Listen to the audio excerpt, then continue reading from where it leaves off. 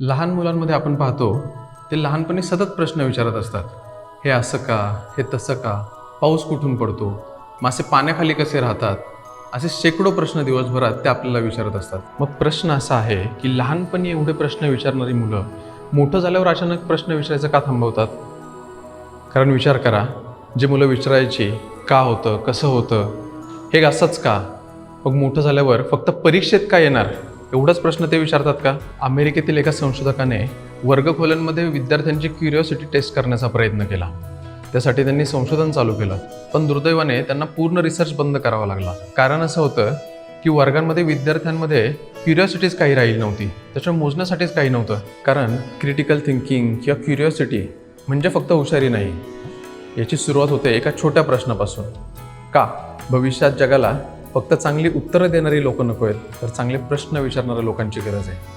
त्याच्यामुळे तुम्ही प्रश्न विचारा, आपल्या मुलांना प्रश्न विचारायला शिकवा आणि त्यांच्यामधली क्युरिओसिटी जागी ठेवा.